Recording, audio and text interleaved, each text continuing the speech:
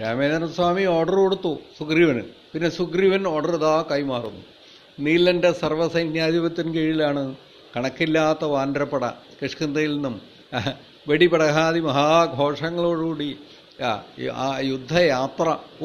ഗംഭീരമാണത്. വാൽമീകി രാമായണത്തിൽ ആ വർണ്ണനകൾ അത്രയും വിസ്തരിക്കാനാവില്ലല്ലോ ഇവിടെ. എന്തൊരു ഭാഷയാണെന്നറിയോ, എന്തൊരു വർണ്ണനയാണ്. ഏറ്റവും മുമ്പിലായി മാരുതിയുടെ കഴുത്തിൽ ആര്? കോതണ്ഡപാണിയായ രാമേന്ദ്രസ്വാമി. അദ്ദേഹത്തിൻ്റെ തൊട്ടുപുറകിൽ അങ്കദൻ്റെ കഴുത്തിൽ ആര്? ധനുർബാണ തൂണീര സമേതനായിട്ട് സൗമിത്രി ലക്ഷ്മണൻ. അവരുടെ അംഗരക്ഷകനായി ഊരിപ്പിടിച്ച വാളുമായിട്ടാണ് സുഗ്രീവൻ. മനസ്സിലായോ? വാളുപയോഗിക്കുന്നു. നമ്മൾ വാനരൻ നമ്മൾ പറയുന്നു. ഇതൊക്കെ വനനരന്മാർ തന്നെ ആയിരിക്കണം. കാണുന്നില്ലേ? യുദ്ധത്തിലുള്ള പരാക്രമം കാണുമ്പോൾ മനസ്സിലാവും. സുഗ്രീവൻ്റെ അംഗരക്ഷകനായിട്ട് തൊട്ടടുത്ത് ദധിമുഖൻ അമ്മാമൻ. നമ്മൾ നേരത്തെ കണ്ടു ദധിമുഖനെ, ആ തോട്ടം കാവൽക്കാരനായി കണ്ടത് സുഗ്രീവൻ്റെ അംഗരക്ഷകൻ. മനസ്സിലായോ? ആ അറേഞ്ച്മെൻറ്റ്, എനിമി റേ പറയില്ലേ, പിന്നെ ആ സംവിധാനം ഒന്ന് നോക്കൂ. സുഗ്രീവൻ്റെ പുറകിൽ സർവ്വസൈന്യപരമായിട്ടുള്ള നീലൻ. അവൻ്റെ ഇരുപാർശ്വങ്ങളിലാണ് ഗജൻ, ഗവയൻ, ഗവാക്ഷൻ, ജാമ്പവാൻ. വായിച്ചു നോക്കൂ, രാമായണത്തിൽ വ്യക്തമായിട്ട് പറയുന്നു. ഏറ്റവും പുറകിൽ സൈന്യ സംരക്ഷകനായിട്ട് മൈന്ദൻ, വിവിധൻ, സുഷേണൻ, കേസരി അവരൊക്കെ ആവും. ഇരുഭാഗങ്ങളിലും സംരക്ഷകരായിട്ടാണ് തുങ്കൻ, പിന്നെ നളൻ, ശതവലി, താരൻ അവരൊക്കെ. ആ മഹാസേനയുടെ യുദ്ധയാത്ര അങ്ങനെ എന്താ ഒരു കേമത്തരം നോക്കുക പോക്ക്. വാനരന്മാർ പക്ഷേ കൂട്ടത്തിലുള്ളവരെ ചാടിയും ഓടിയും അവരുടെ രീതി കാണിക്കും. അവരാനന്ദത്തിലാണിപ്പം.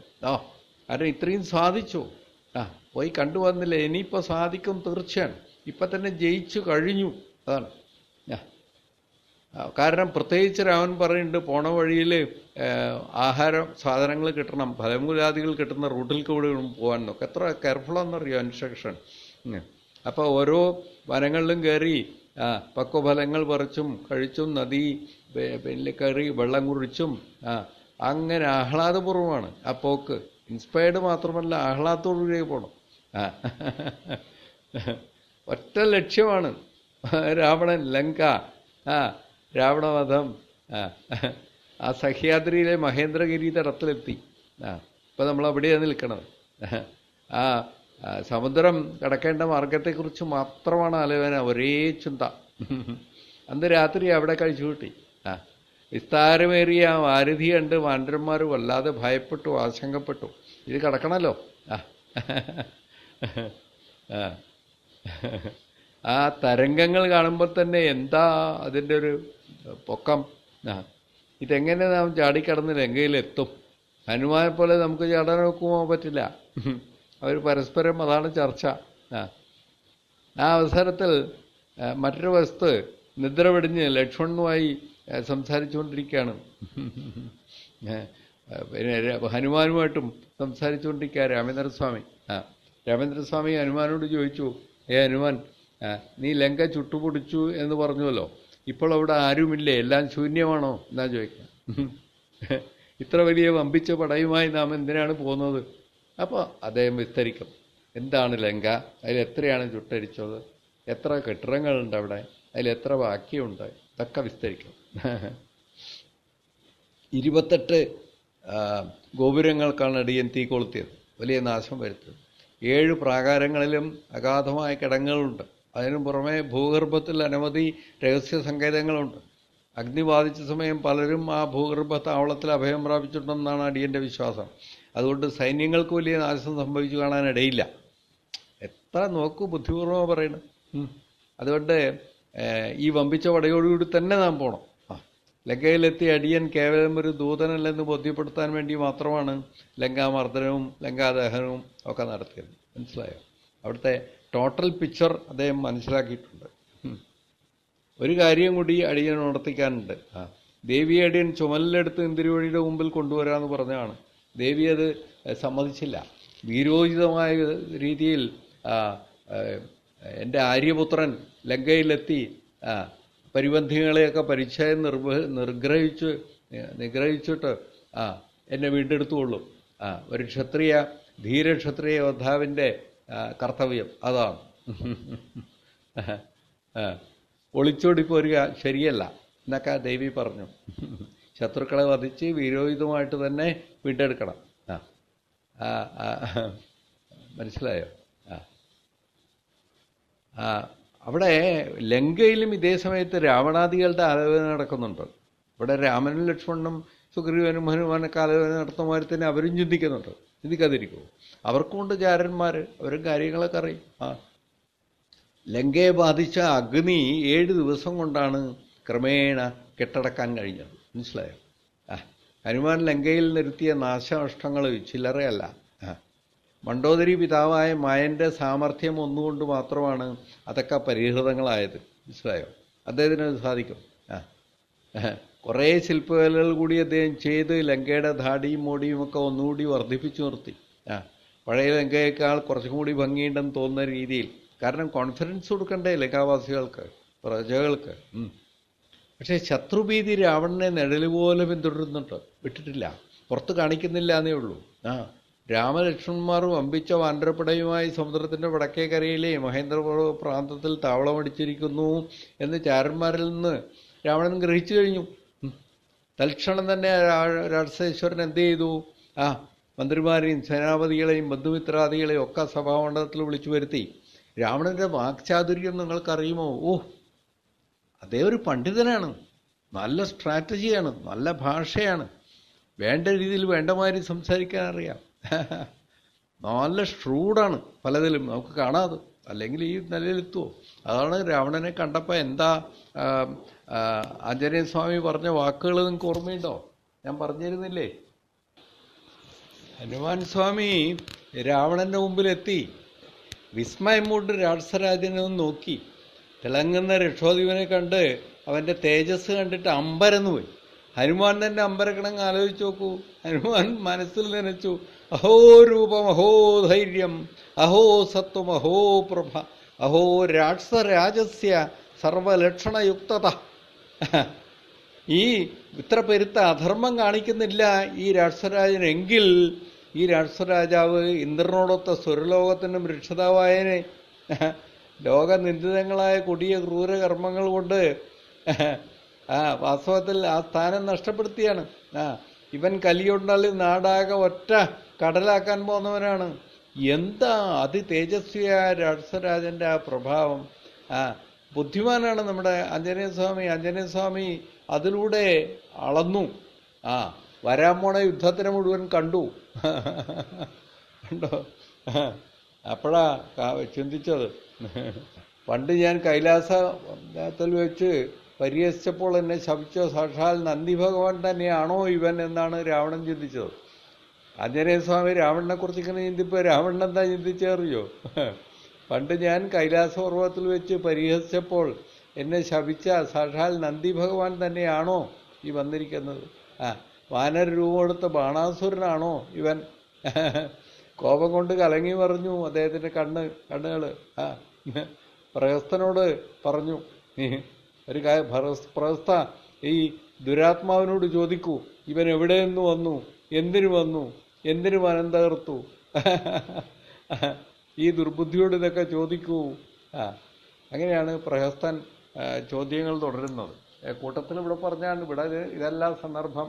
പക്ഷേ ആഞ്ജനേയസ്വാമി മനസ്സിന്ന് പോകാത്തതുകൊണ്ടാണ്. ശത്രുഭീതി രാവണനെ നിഴല് പോലെ പിന്തുടരുകയാണെന്ന് പറഞ്ഞപ്പോഴാണ് ഇതൊക്കെ പറഞ്ഞത്. വാനരപ്പട എത്തിയിരിക്കുന്നു, അതുകൊണ്ട് നിങ്ങളെ എല്ലാവരെയും ഞാനിവിടെ വരുത്തിയത് രാവണന്റെ സഭയിലാണിപ്പോൾ നമ്മൾ. വേറെ ഒന്നിനുമല്ല, നമ്മുടെ മഹനീയമായ ഈ ലങ്കക്ക് എന്തോ ആപത്ത് സംഭവിക്കാൻ പോകുന്നൊരു ലക്ഷണം. നോക്കൂ, അവിടെ ആ ദേശഭക്തി വളർത്തുകയാണ് ആളുകളിൽ. നമ്മുടെ കാര്യം ഇനി വേറൊന്നും ചിന്തിക്കരുത്, അവിടെ യുദ്ധം എത്തിക്കഴിഞ്ഞിരിക്കണം. ഈ നഗരത്തിന് സർവ്വവിധ ഐശ്വര്യങ്ങളും നൽകിക്കൊണ്ടിരുന്ന ആ ലങ്കാലക്ഷ്മിയെ ആ ഹനുമാൻ വാനരൻ അടിച്ചോടിച്ചു. നമ്മുടെ നഗരത്തിന് എത്രമാത്രം നഷ്ടമാണ് അത് വരുത്തിയെന്നറിയോ? എല്ലാം നമ്മുടെ ശ്വശുരനായ മായൻ പരിഹരിച്ചു തന്നു തൽക്കാലം. പക്ഷേ ഇനിയും സൂക്ഷിക്കേണ്ടതുണ്ട്. ഇത് നാഗനഗരിയെ വെല്ലുന്ന ഈ ലങ്കാനഗരം കേവലം നിസ്സാരനായ ഒരു കുരങ്ങൻ ചെയ്ത അക്രമങ്ങൾ ആലോചിച്ച് നോക്കൂ, നമ്മൾ ലജ്ജിച്ചു പോവില്ലേ? സുരക്ഷിതങ്ങളായ 28 ഗോപുരങ്ങൾ കടന്നാണ് ആ വാനരൻ ഈ ലങ്കയുടെ മർമ്മഭാഗത്ത് പ്രവേശിച്ച് ഇത്രയധികം കോലാഹലങ്ങളൊക്കെ ഉണ്ടാക്കിയത്. അത് ഗൗരവപൂർവ്വം ചിന്തിക്കേണ്ട കാര്യമല്ലേ? എന്നാലോചിച്ച് നോക്കൂ. ഇപ്പം ആ വാനരൻ്റെ നേതൃത്വത്തിൽ വലിയൊരു മർക്കടപ്പടയുമായിട്ടാണ് രാമലക്ഷ്മണന്മാർ കടലിനക്കരെ തമ്പടിച്ചിരിക്കുന്നത്. ലങ്ക ആക്രമണത്തിനാണ് അവരുടെ ഉദ്ദേശം. ആ കുരങ്ങനെ അന്ന് തന്നെ വധിക്കേണ്ടതായിരുന്നു. നമുക്കൊരു ചെറിയ ബുദ്ധിമോശം വന്നതാ. കൊല്ലുന്നതിന് പകരം വാലിൽ തീ കൊടുത്തു വിട്ടാൽ മതി എന്ന് വിചാരിച്ചു. അതും അബദ്ധമായി പിന്നീട്. അതുകൊണ്ടാണ് ഇത്രയൊക്കെ നാശനഷ്ടം ഉണ്ടായത്. നമ്മുടെ ധർമ്മദീക്ഷയാണ് നമുക്ക് ഈ നാശം വരുത്തിയത് എന്നാണ് രാവണൻ്റെ വാദം. ഞാൻ ആത്മപ്രശംസ ചെയ്യല്ല. എന്നെപ്പോലെ ധർമ്മത്തിൽ നിന്നും അണുവിട വ്യതിചലിക്കാതെ രാജ്യം ഭരിക്കുന്ന ഒരു രാജാവ് ഈ ഭൂമണ്ഡലത്തിൽ വേറെ കാണുമോ? നോക്കൂ, ഇതാണ് എല്ലാ അധർമ്മികളുടെയും ചിന്ത. ഞാൻ എപ്പോഴെങ്കിലും ഒരു അധർമ്മം പ്രവർത്തിച്ചായി നിങ്ങൾക്ക് തോന്നിയിട്ടുണ്ടോ? ഒന്ന് ചൂണ്ടിക്കാണിക്കാൻ പറ്റുമോ? ഇപ്പോഴും നമ്മുടെ ഭരണാധികാരികൾ പറയുന്നില്ലേ, ജനങ്ങൾക്കറിയാം എന്ന് പറഞ്ഞ ഇതാണ്. ഇത് തന്നെയാണ് ഈ രാവണന്മാർ. എൻ്റെ മകൻ അക്ഷകുമാരനെ, പ്രഹസ്തപുത്രൻ ജംബുമാലിയെ, വേറെ എത്ര പേരാ യുവസേനാനായകന്മാരെയൊക്കെ ഹനിച്ചിട്ടും ആ വാനരനെ ഞാൻ വെറുതെ വിട്ടത് നമ്മുടെ ധർമ്മം കൊണ്ട് മാത്രമാണ്. മനസ്സിലാക്കണം. ഇതാണ് ആമുഖ പ്രസംഗമാണിത് സഭയിൽ. മേഘനാഥൻ ഇന്ദ്രനെ പിടിച്ചു കെട്ടി ഇവിടെ കൊണ്ടുവന്നിട്ടും ഞാനവരെ നിരുപാധികം മോചിപ്പിച്ചത് നിങ്ങൾക്ക് ഓർമ്മയുള്ള കാര്യമല്ലേ? അതൊക്കെ എൻ്റെ ധർമ്മം കൊണ്ടല്ലേ? ബാലിയുടെ വാൽ പിടിച്ചു തൂക്കി അടിക്കാൻ ഭാവിച്ചിട്ട് അടിക്കാതെ വിട്ടതും നമ്മുടെ ധർമ്മം കൊണ്ടാണ്. മറിച്ചാണ് സംഭവം. ഞാൻ ഇത്രയും പറഞ്ഞത് ആ മനുഷ്യ സ്ത്രീ ഉണ്ടല്ലോ, അശോകനത്തിലിരിക്കുന്ന സീത, കൊണ്ടുവന്ന് ഇരുത്തിയിരിക്കുന്നത് അധർമ്മമാണെന്ന് ചിലരൊക്കെ പറഞ്ഞു കൊടുക്കുന്നുണ്ട്. അല്ല, നിങ്ങൾക്ക് അറിഞ്ഞുകൂടാതെ. അതിൽ യാതൊരു അധർമ്മവുമില്ല. ഞാൻ പറയട്ടെ, അവളുടെ ചാരിത്രം അങ്ങനെ ഒന്ന് അവൾക്കുണ്ടെങ്കിൽ അത് ഭംഗം ചെയ്യാനല്ല അവളെ ഇവിടെ കൊണ്ടുവന്നിരിക്കുന്നത്. അവൾ മനുഷ്യ സ്ത്രീയാണെങ്കിലും അവൾ ഇരിക്കുന്നിടത്ത് ഐശ്വര്യം വർദ്ധിക്കുന്നുള്ളതുകൊണ്ടാണ് ഞാൻ കൊണ്ടുവന്നിരിക്കുന്നത്. ലങ്കയിൽ ഐശ്വര്യം വർദ്ധിക്കാൻ വേണ്ടിയാണ്. മനസ്സിലായോ? ആളുകൾ പറയുന്ന മാതിരിയല്ല കാര്യം. അത് മനസ്സിലാക്കി നമ്മൾ ലങ്കയ്ക്ക് ഐശ്വര്യം വർദ്ധിക്കണമെന്ന് കരുതിയാണ് ഞാൻ അവളെ ഇവിടെ കൊണ്ടുവന്ന് പാർപ്പിച്ചിരിക്കുന്നത്. അപ്പോൾ നോക്കൂ നമ്മുടെ ഉത്തരവാദിത്വം.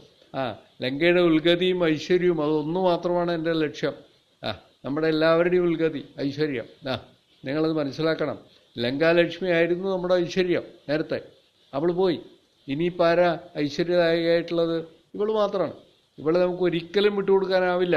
പലരും പറയുന്നില്ലേ, സീതയെ വിട്ടുകൊടുത്താൽ എല്ലാം മുഴുവൻ. പക്ഷേ വിട്ടുകൊടുക്കാനാവില്ല. കാര്യം മനസ്സിലായില്ലേ? ഇപ്പോൾ ഒറ്റ കാര്യമേ നമുക്ക് ചെയ്യേണ്ടൂ. ഒറ്റ കാര്യം. എല്ലാവരും ഏകോദര സഹോദരന്മാരെ പോലെ ഒറ്റക്കെട്ടായിട്ട് യുദ്ധം അതിന് തയ്യാറാകുക. അത് മാത്രം. അപ്പോൾ മുഖ്യമന്ത്രിയായ മഹോദരൻ പറഞ്ഞു, ഹേ പ്രഭോ, അങ്ങേപോലെ ധർമ്മിഷ്ഠനായ ഒരു രാജാവ് ധരാതലത്തിൽ ഇല്ലെന്ന് ഞങ്ങൾക്ക് എല്ലാവർക്കും അറിയാം. അങ്ങനല്ലേ പറയാൻ പറ്റൂ? ആ അശോകനത്തിലിരിക്കുന്ന സീത ഐശ്വര്യദായികയാണെങ്കിൽ ഒരിക്കലും മോളെ വിട്ടുകൊടുക്കാൻ പാടില്ല. ലങ്കാനിവാസികൾ ഒറ്റക്കെട്ടായെന്നതിനെ അനുകൂലിക്കും. രാമൻ യുദ്ധത്തിന് വരുന്നു എന്നാണല്ലോ പറഞ്ഞത്. കഷ്ടം, വിഡ്ഢികളുടെ ലോകത്തിലെ അവർ. സർവോന്നതരായ അങ്ങയുടെ സ്ഥാനം എവിടെ? കാടുകളിൽ കറങ്ങി നടന്ന ആ കുരങ്ങന്മാരുമായി കൂട്ടുകൂടി കാട്ടുപഴങ്ങളും പറിച്ചു വന്ന കാട്ടരുവിലെ പച്ചവെള്ളം കുടിച്ച് കിടക്കണ അവരെവിടെ കിടക്കണു? ആ രാമൻ്റെ സ്ഥാനം എവിടെ? അങ്ങ് എന്തിനു ഈ നിസ്സാരമായ കാര്യങ്ങളെക്കുറിച്ച് ഇത്രയധികം ആലോചിക്കുന്നു? അങ്ങ് ലോകം മുഴുവൻ ജയിച്ച വീരപരാക്രമിയല്ലേ? ഇന്ദ്രനെ ബന്ധിച്ച മേഘനാഥൻ്റെ പിതാവല്ലേ? ബ്രഹ്മാന്തരനായ പൗലസ്ത്യൻ്റെ പൗത്രനല്ലേ? കൈലാസം കിട്ടുകിട്ട ഇളക്കിയ ആളല്ലേ? അമ്മാനമാടിയ ആളല്ലേ? പരമശിവനിൽ നിന്ന് ചന്ദ്രഹാസം വാങ്ങിയ വീരഭക്തനല്ലേ അങ്ങ്? കുബേരനായ വൈശ്രവണനെ തോൽപ്പിച്ച് ലോകോത്തരമായ പുഷ്പവിമാനം നേടിയ വീരനല്ലേ അങ്ങ്? അതിനും പുറമെ ബ്രഹ്മാവിൽ നിന്ന് ഇഷ്ടവരം വാങ്ങി ശ്രേഷ്ഠനായി തീർന്നവനല്ലേ അങ്ങ്? അഷ്ടദിക്പാലന്മാർ അങ്ങയുടെ ആജ്ഞാനുവർത്തികളല്ലേ? അങ്ങനെയുള്ള അങ്ങാണോ ചഞ്ചലചിത്തനാകണത്? ഉടനെ പ്രഹസ്തൻ അഭിപ്രായപ്പെട്ടു, ആ വാനരന് ഇവിടെ വന്ന് പേക്കൂത്താടിയതും അക്ഷകുമാരൻ ജംബുമാലി മുതലായ മിടുമിടുക്കന്മാരെ യോദ്ധാക്കളെ വധിച്ചതുമൊക്കെ ഓർക്കുമ്പോൾ നമുക്കതൊരു കുറച്ചിലാണെന്ന് തോന്നിയേക്കാം. പക്ഷേ അവനൊരു വാനലല്ലായിരുന്നു, ഒരു സമുദ്രഭൂതമാണെന്ന എൻ്റെ കണക്കൂട്ടൽ. വാനരൻ്റെ വേഷത്തിൽ വന്നേ ഉള്ളൂ, അവൻ വെറും വാനരനല്ല. നാം അല്പം കണ്ണടച്ച് കളഞ്ഞു. അതുകൊണ്ട് ആ രഹസ്യം അപ്പോൾ മനസ്സിലായില്ല. ഏതായാലും അവൻ തീയിൽ വെന്ത് കടലിൽ അടിഞ്ഞു എന്നുള്ളത് നിശ്ചയമാണ്. അതുകൊണ്ട് ആ വാനരഭൂതത്തെക്കുറിച്ച് ഇനി ചിന്തിക്കേണ്ട കാര്യമില്ല. അങ്ങയുടെ ശത്രുവായ രാമൻ കഷ്ടം, അവൻ്റെ ഒരു നിസ്സാരൻ, ഗതികെട്ടവൻ. അവനെ ഞാൻ ഒറ്റക്ക് പോയി വധിച്ചു വരാം. അങ്ങ് ഭയപ്പെടണ്ട, ധൈര്യമായിരിക്കൂ. എന്നെ ഏൽപ്പിച്ചാൽ മതി എന്നാണ് പ്രഹസ്തൻ്റെ അഭിപ്രായം.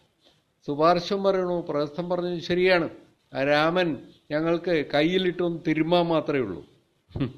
ഇതാണ് എല്ലാ ഭരണാധികാരികൾക്കും പറ്റുന്ന കുഴപ്പം. കോക്കസ് അവരെ ചുറ്റുവട്ടമുള്ളവർ തന്നെ അവരെ ശരിപ്പെടുത്തിയെടുക്കും. അവർ തന്നെയാണ് ശത്രുക്കളെ.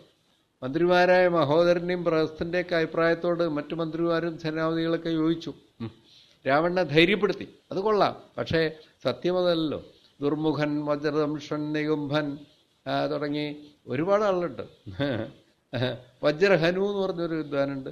രണ്ട് പുടവന്മാരാണ് അവരൊക്കെ. ഈ ഈ ഈ നിലപാടിനെ അവരൊക്കെ ശരിവെച്ചു. അതാണ് സീതയെ വിട്ടുകൊടുക്കാൻ പാടില്ല എന്നവർ ഏകണ്ഠമായി അഭിപ്രായപ്പെട്ടു. കാരണം ഇതാണല്ലോ, ഇവിടുത്തെ ലക്ഷ്മിയാണല്ലോ, ലങ്കാലക്ഷ്മി ഇപ്പോൾ സീതയാണല്ലോ. ശത്രുക്കളെ ഒരു നാഴികക്കകം പോയി സംഹരിക്കാമെന്നാണ് അവരെല്ലാം മീൻപിളക്കിയത്. രാമൻ്റെ തല വെട്ടിക്കൊണ്ടുവന്ന് രാവണൻ്റെ പാദത്തിൽ സമർപ്പിക്കാം എന്നാണ് അവർ ആക്രോശിച്ചത്. നികുംഭൻ തുടങ്ങിയ 16 പങ്ക്തിമുഖ പാർശ്വവർത്തികളുണ്ട്, യോദ്ധാക്കൾ. ഇരുമ്പൊലക്കോള് എന്തി ഇപ്പം തന്നെ ശത്രുക്കളെ നിഗ്രഹിച്ചിട്ട കാര്യം എന്ന നിലയിൽ തയ്യാറാണ്. പുറപ്പെടാൻ ഭാവിച്ചപ്പോൾ വിഭീഷണൻ അല്പം പരിഹാസത്തോടുകൂടി പറഞ്ഞു, അത്ര ധൃതി കൂട്ടണ്ട, അവരിങ്ങോട്ട് വരുമ്പോൾ കൊന്നാൽ പോരെ, അങ്ങോട്ട് പോയി കൊല്ലണം. അങ്ങോട്ട് ചെന്ന് കൊല്ലണം നിർബന്ധമുണ്ടോ? അതാണ് എളുപ്പമെങ്കിൽ ഞാൻ പറഞ്ഞ കണക്കാക്കണ്ട, പോയിക്കോളൂ, ഇപ്പം തന്നെ പോയിക്കോളൂ. ഉടനെ ഇന്ദ്രജിത്ത് കയറി പറഞ്ഞു, അച്ഛൻ എന്തിന് ചഞ്ചലയിത്തരാകുന്നു? 3 ലോകങ്ങളും ജയിച്ച അച്ഛൻ കേവലം വെറും വാനരന്മാരെയും കൊണ്ട് നടക്കുന്ന ഒരു മനുഷ്യനെ ഭയപ്പെടുകയെ. ഈ ഇന്ദ്രജിത്ത് ഞാൻ ജീവിക്കുന്ന കാലത്തോളം അച്ഛൻ അജയ്യനായിരിക്കും. കേവലം ഒരു കുറുനരിയെ കേസരി പ്രവരം ഭയപ്പെടുമോ? ശത്രുക്കൾ ആര് വന്നാലെന്താ, അവരെ ചെറുത്ത് നിൽക്കാനുള്ള കഴിവ് എനിക്കുണ്ട്, ഞാൻ ഒറ്റയ്ക്ക് മതി, അവർ വരട്ടെ. രാവണൻ ഇപ്പോൾ പറഞ്ഞു, മകനെ ഇന്ദ്രജിത്തെ, നീ ശങ്കിക്കേണ്ട, ഞാൻ നിർഭയനാണ്. ലോകത്തിൽ ഞാൻ ആരെയും ഭയപ്പെടുന്നില്ല, ഒരിക്കലും ഭയപ്പെട്ടിട്ടുമില്ല. ഭയമെന്ന വാക്ക് തന്നെ എന്നെ ഭയപ്പെടുന്നതാണ്, അറിയോ? മുമ്പോട്ട് വെച്ച കാൽ ഞാൻ ഒരിക്കലും പുറകോട്ട് വലിക്കില്ല. എൻ്റെ ഹിതമാണ് എൻ്റെ ധർമ്മം. എൻ്റെ നിലപാട് ശരിയോ തെറ്റോ എന്നറിയാൻ വേണ്ടിയാണ് നിങ്ങളെല്ലാവരെയും ഞാൻ വിളിച്ചു കൂട്ടിയത്, അല്ലാതെ മറ്റൊന്നിനുമല്ല, അഭിപ്രായം കേൾക്കാനല്ല. ഞാൻ ആരെയും ഭയപ്പെട്ടിട്ടുമല്ല. എന്നെ സൃഷ്ടിച്ച ബ്രഹ്മദേവൻ്റെ മുമ്പിൽ പോലും നിർഭയം ഞാൻ എൻ്റെ 9 തലകളും അറുത്തു മുറിച്ചവനാണ്, അറിയോ?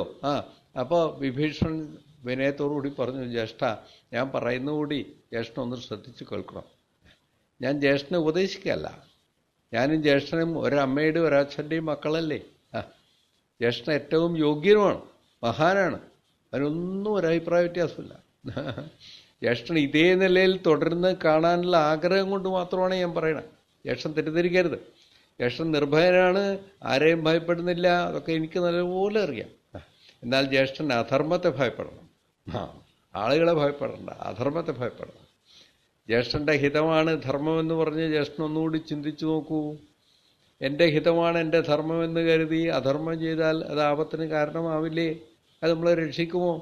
നിരാധാരയായ ഒരു സ്ത്രീരത്നത്തെ ഭർത്താവിൽ നിന്നും അകറ്റി വഞ്ചിച്ച് സന്യാസി വേഷത്തിൽ പോയി കാപട്യ ഉപയോഗിച്ചല്ലേ ഇവിടെ കൊണ്ടുവന്ന് ഇരുത്തിയിരിക്കുന്നത്. ധർമ്മമാണോ അത്? എന്തിനു വേണ്ടി ജ്യേഷ്ഠൻ അത് ചെയ്യുന്നു? ലങ്കയുടെ ഐശ്വര്യത്തിന് വേണ്ടിയാണെന്നല്ലേ ജ്യേഷ്ഠൻ ഇപ്പോൾ പറഞ്ഞത്. അതിൽ വല്ല ആത്മാർത്ഥതയും ഉണ്ടോ? ഒന്ന് ആലോചിച്ചു. ജ്യേഷ്ഠനെ ഭയന്ന് ഇവിടെയുള്ളവരെല്ലാം ജ്യേഷ്ഠനെ അനുകൂലിച്ച് സംസാരിക്കും. അത് സാധാരണയാണ്, സ്വാഭാവികമാണ്. ആർക്കെങ്കിലും ധൈര്യമുണ്ടോ ജ്യേഷ്ഠനെ എതിർക്കാനില്ല. ആ ദേവിയുടെ ആഗമന ദിവസം മുതൽക്കാണ് ഈ ലങ്കയിലെ ആപത്ത്, മരണവിളി കേട്ടു തുടങ്ങിയത്. ജ്യേഷ്ഠൻ ലങ്കയെ സ്നേഹിക്കുന്നുണ്ടെങ്കിൽ, ഈ ലങ്കയിൽ നമ്മുടെ വംശം എന്നും നിലനിൽക്കണമെന്ന് ജ്യേഷ്ഠൻ ആഗ്രഹിക്കുന്നുണ്ടെങ്കിൽ, ആത്മാർത്ഥമായി ആഗ്രഹിക്കുന്നുണ്ടെങ്കിൽ, ആ സ്ത്രീരത്നത്തെ അവരുടെ ഭർത്താവായ രാമൻ്റെ മുമ്പിൽ കൊണ്ട് ഏൽപ്പിച്ച് അദ്ദേഹത്തോട് മാപ്പ് ചോദിക്കുന്നതാണ് നല്ലത്. ഇതാണ് എൻ്റെ അഭിപ്രായം. എന്നാൽ എല്ലാം മംഗളമായി പര്യവസാനിക്കും. പ്രസ്ഥാദികളൊക്കെ ജ്യേഷ്ഠൻ്റെ സേവയ്ക്ക് വേണ്ടി പലതും പറയുന്നതാണ്. രാമൻ നിസ്സാരനല്ല. വിഭീഷണന്റെ ഈ വാക്ക് കേട്ടപ്പോൾ തന്നെ ഇന്ദ്രജിത്തിന് വാള് ഉറയിൽ നിന്ന് ഊരാൻ തോന്നി. ഒട്ടും പിടിച്ചില്ല. ഗൗരവത്തോടെ കയർത്തു പറഞ്ഞു, നിർത്തൂ ഈ ഉപദേശങ്ങൾ. ലോക ജേതാവായ രാവണ ചക്രവർത്തിയോടാണ് പറയുന്നത്. അഷ്ടദിക്പാലകന്മാർ പോലും ഭയന്നിരിക്കുന്ന, ത്രിമൂർത്തികൾ പോലും ഭയപ്പെടുന്ന ആ ദശകണ്ഠന് രാവണ ചക്രവർത്തി, ആ പേര് കേട്ടാൽ തന്നെ ഉലകം മുഴുവൻ സൂര്യചന്ദ്രാദികളിലും കിടുകിടാ ഉറക്കും. ഉഗ്രപ്രതാപശാലിയായ രാവണ ചക്രവർത്തി തൃണസമാനായ ഒരു മനുഷ്യപ്പുഴുവിൻ്റെ മുമ്പിൽ ചെന്ന് മാപ്പ് ചോദിക്കണം. കഷ്ടം, ലജ്ജയില്ലല്ലോ. ഇളയച്ചൻ്റെ വാക്കുകൾ കേൾക്കുമ്പോൾ എനിക്ക് ആശ്ചര്യം തോന്നുന്നു, അത്ഭുതം തോന്നുന്നു, കഷ്ടം, നാണം തോന്നുന്നു. പിതൃവീനാണെന്നുള്ള ബഹുമാനം കൊണ്ട് മാത്രം ഞാൻ അടങ്ങിയിരിക്കുന്നതാണ്. നാണം കെട്ട് മരിച്ച് ജീവിക്കുന്നതിനേക്കാൾ എത്രയോ ഭേദമാണ് ജനിക്കുമ്പോൾ തന്നെ മരിക്കുന്നതാണ് ഉത്തമം. ജനിച്ചാൽ അഭിമാനത്തോടും പൗരുഷത്തോടും കൂടി ജീവിക്കണം, എന്നിട്ട് മരിക്കണം. അതിന് കഴിവില്ലെങ്കിൽ രാമനെ പോലെ മൃഗങ്ങളുടെ കൂട്ടുപിടിച്ച് കാനനവാസമാണ് നല്ലത്. വിഭീഷണൻ പിന്നെയൊന്നും പറഞ്ഞില്ല, അവിടുന്ന് പിന്മാറി. മനസ്സിലായോ? ഇതാണ് ആ രാവണ സഭയിൽ ആരും തുറന്ന അഭിപ്രായം പറയില്ല. അവിടെ അതിനുള്ള സന്ദർഭമില്ല. രാവണൻ തന്നെ തുറന്നു പറഞ്ഞു, അതിനുവേണ്ടിയല്ല വിളിച്ചിരിക്കണം, നിങ്ങളെയൊക്കെ വിളിച്ചത് എന്തിനു വേണ്ടിയാ? എൻ്റെ നിശ്ചയം, എൻ്റെ തീരുമാനം കേൾപ്പിക്കാൻ വേണ്ടി മാത്രമാണ്, അതിലപ്പുറമില്ല. അവിടെ രാമൻ അതല്ല. രാമൻ ഓരോരാളുടെ അഭിപ്രായം ചോദിച്ച് എന്നിട്ട് തീരുമാനം എടുക്കുന്നു. നമ്മൾ കണ്ടില്ലേ രാമൻ്റെ നയം? അതാണ് രാമരാജ്യത്തിലെ രീതി, അതാണ് ധർമ്മനീതി. ഇതല്ല, ഇത് മുഴുവൻ അധർമ്മമാണ്, കാപട്യമാണ് ഇവിടെ നടക്കുന്നത്. മനസ്സിലായില്ലേ? ഏതേ വിജയിക്കൂ, നമുക്ക് തീർച്ചയാക്കാം. ഒന്നേ വിജയിക്കൂ, ധർമ്മമേ വിജയിക്കൂ, സത്യമേ വിജയിക്കൂ, അധർമ്മം ഒരിക്കലും വിജയിക്കില്ല. ഇതിൽ നിന്നൊക്കെ നമുക്ക് എത്ര കാര്യങ്ങൾ പഠിക്കാനുണ്ടെന്ന് അറിയോ? ഏത് ഭരണാധികാരിയും ഏത് ഗൃഹസ്ഥനായാലും ആരായാലും ഈ സോപ്പിട്ട് കൂടെ നിൽക്കുന്നവരെ സൂക്ഷിക്കണം. അവരാണ് എല്ലാ ആപത്തുകളും ഉണ്ടാക്കണം. സത്യം, ഹിതം ആരും പറയില്ല, ആരും പറയില്ല. നേരത്തെ നമ്മൾ കണ്ടു, മാരീചൻ്റെ കാര്യം പറയുമ്പോൾ ഈ കാര്യം പറഞ്ഞില്ലേ? മാരീചൻ രാവണനോട് പറഞ്ഞു, ഹിതം ആരും ഉപദേശിക്കില്ല, ആരുപദേശിച്ചോ ഇതൊക്കെ അവരിതിൻ്റെ ശത്രുവാണെന്നൊക്കെ പറഞ്ഞില്ലേ? അതോർക്കുക. ഇപ്പം ഇവിടെ നിർത്താം. ഇനി അടുത്തത് ഇനിയിപ്പോൾ കുംഭകർണൻ്റെ ഉപദേശമാണ് വരാൻ പോണത്. ഇപ്പോൾ കിളിപ്പാട്ടിലെ വരികൾ ഞാൻ ചൊല്ലിയിട്ടില്ല. ഈ പോർഷൻ കുറച്ച് 4 വരിയെങ്കിലും ചൊല്ലണം, നല്ലേ പുസ്തകം വെച്ചിരിക്കുന്നവർക്ക് പിടികിട്ടു. അവിടെ യുദ്ധത്തിനുള്ള യാത്രയാണ്. അഞ്ജനാനന്ദനൻ വാക്കുകൾ കേട്ടത് സഞ്ജാത കൗതുകം സംഭാവ്യ സാദരം അഞ്ജസാ സുഗ്രീവനോടരുൾ ചെയ്തിതു കഞ്ചവിലോചനാകിയ രാഘവൻ. ഇപ്പോൾ വിജയമുഹൂർത്തകാലം പടക്കുൽപ്പന്നമോദം പുറപ്പെട്ടു കേവലം നക്ഷത്രമുത്രമതും വിജയപ്രദം രക്ഷോജാർഷമാം മൂലം പ്രതി ഹതിപ്രദം ദക്ഷിണനെത്ര സ്ഫുരണമുണ്ടുമേ ലക്ഷണമെല്ലാം നമുക്ക് ജയപ്രദം സൈന്യമെല്ലാം പരിപാലിച്ചു കൊള്ളണം.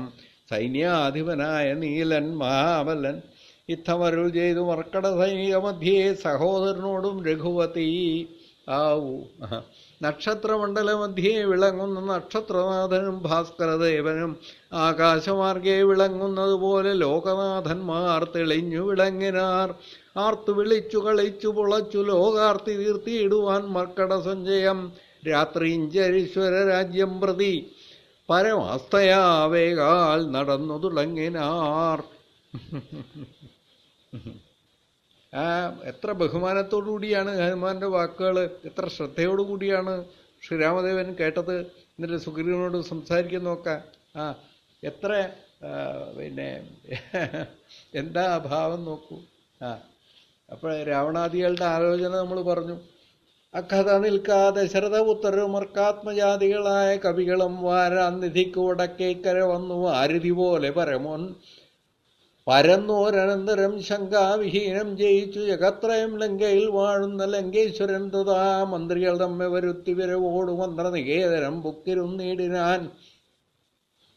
ആതിഥേയ അസുരേന്ദ്രാദികൾക്കും അരുതാതൊരു കർമ്മങ്ങൾ മാരുതി ചെയ്തതും ചിന്തിച്ചു ചിന്തിച്ചു നാണിച്ചു രാവണൻ മന്ത്രികളോട് കേൾപ്പിച്ചാനവസ്ഥകൾ. ഇങ്ങനെ രാവണൻ ചൊന്നത് കേട്ടവളെങ്കിതന്മാർ നിശാചർ ചൊല്ലിനാർ. നന്നു നന്നെത്രയും ഓർത്തോളം ഉള്ളിൽ ഇതൊന്നൊരു കാര്യവിചാരമുണ്ടായതും ലോകങ്ങളിലെല്ലാം ജയിച്ച ഭവാൻ ഇന്നൊരാകുലമെന്തു ഭവിച്ചതു മനസ്സേ. മർത്തിനാം രാമങ്കൽ നിന്നു ഭയം നവചിത്തേ ഭവിച്ചതും എത്രയും അത്ഭുതം. വൃത്രാരിയെ പുരായുദ്ധേ ജയിച്ചുടൻ ബദ്ധ്വാ വിനിക്ഷിപ്യ പത്തനെ സത്വരം വിശ്രുതയായൊരു കീർത്തി വളർത്തതും. പുത്രനാം മേഘനിനാഥൻ അതോർക്കനീ വിത്തേശനെ പുരാ യുദ്ധമധ്യേ ഭവാൻ ജിത്വാ ജിതശ്രമം പോരും ദശാന്തരെ പുഷ്പകമായി വിമാനം ഗ്രഹിച്ചതും അത്ഭുതം എത്രയും ഓർത്തു കണ്ടോളവും. കാലിനെ പോരിൽ ജയിച്ച ഭവാനുണ്ടോ? കാലദണ്ഡത്താൽ ഒരു ഭയമുണ്ടാകൂ. ഹുങ്കാരമാത്രേണ തന്നെ വരുണനെ സങ്കരത്തിൽ ജയിച്ചില്ലയോ ഭവാൻ? മറ്റുള്ള ദേവകളെ പറയണമോ? ഇനിയാണ് പിന്നെ ബാക്കി കാര്യം പറയേണ്ടത്. ഏതാണ്ടൊരു ഐഡിയ കിട്ടിയല്ലോ, അതും കൂടി പറഞ്ഞു. ഇനി നമുക്ക് ബാക്കി കാണാം സംഭാഷണങ്ങളൊക്കെ, കാരണം സമയം അതിക്രമിച്ചു. ഹരേ രാമ രാമ രാമ ഹരേ ഹരേ, ഹരേ കൃഷ്ണ കൃഷ്ണ കൃഷ്ണ ഹരേ ഹരേ. ഹരി ഓം. ശ്രീ ഗുരുഭ്യോ നമഃ. നമഃ പരമർഷിഭ്യോ. നമഃ പരമർഷിഭ്യോ. ഹരി ഓം.